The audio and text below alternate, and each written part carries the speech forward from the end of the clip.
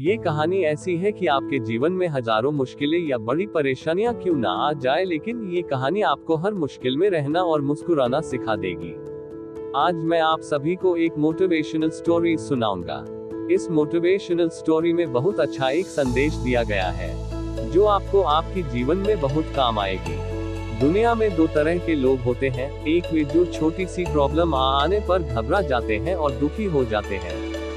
दूसरे वह लोग होते हैं चाहे कितनी भी बड़ी मुश्किलें उनकी जिंदगी में आ जाए लेकिन वह हमेशा खुश रहते हैं, हर प्रॉब्लम में अपने आप को संभाल लेते हैं। एक वे जो जिनके पास सब कुछ होते हुए भी लेकिन फिर भी वह हमेशा दुखी दिखते हैं।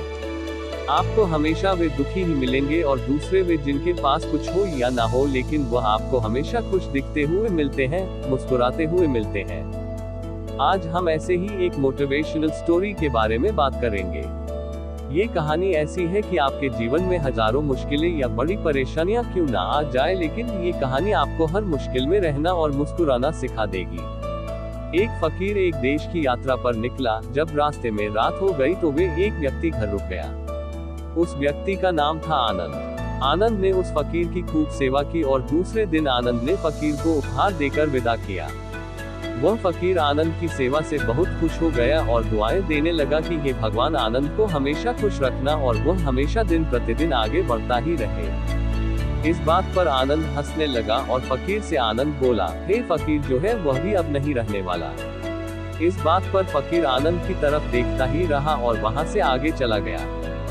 कुछ साल बाद फिर फकीर आनंद के घर आया और देखा सारा धन और सारी संपत्ति सब कुछ चला गया है। आनंद एक गांव के ही बड़े जमींदार के यहाँ नौकरी कर रहा है।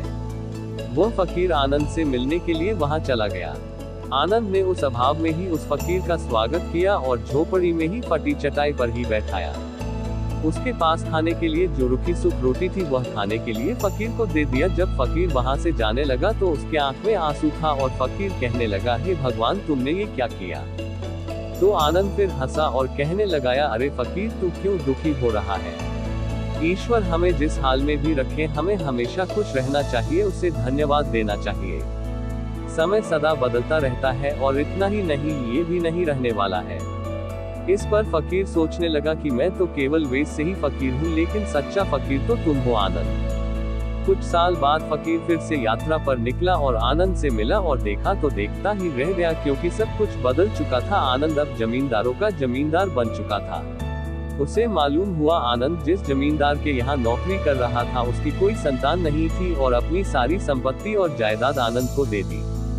फकीर बहुत खुश हो गया और आनंद से कहा, अच्छा हुआ वह जमाना गुजर गया, भगवान करे अब तुम ऐसा ही बना रहो। ये सुनकर आनंद फिर हंसने लगा और कहने लगा, फकीर, अभी भी तेरी नादानी बनी हुई है।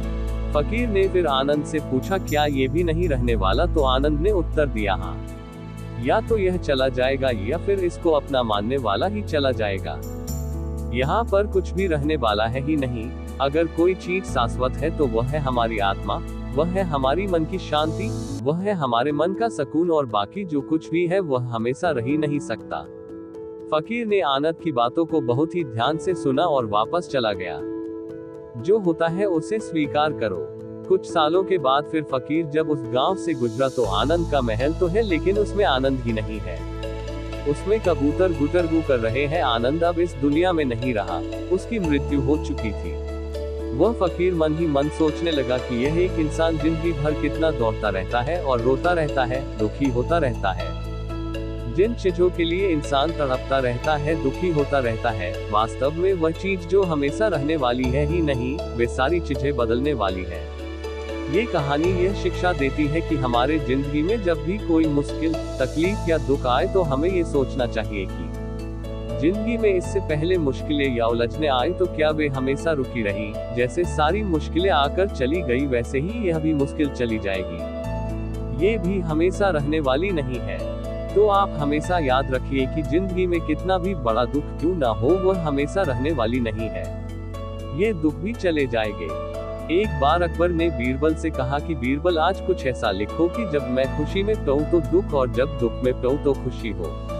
तो बीरबल ने लिखा, ये वक्त भी बीत जाएगा। ये एक ऐसा वाक्य है, जब इसे खुशी में पढ़ेंगे तो दुख होगा और दुख में पढ़ेंगे तो खुशी होगा। मुझे उम्मीद है कि आप सभी को आज का ये कहानी बहुत पसंद आया होगा। यदि पसंद आया हो तो कृपया आप इस कहानी को सबके साथ में शेयर जरूर करें। नए हो तो हमारे चैनल को सब्सक्राइब करो और वीडियो को लाइक करें।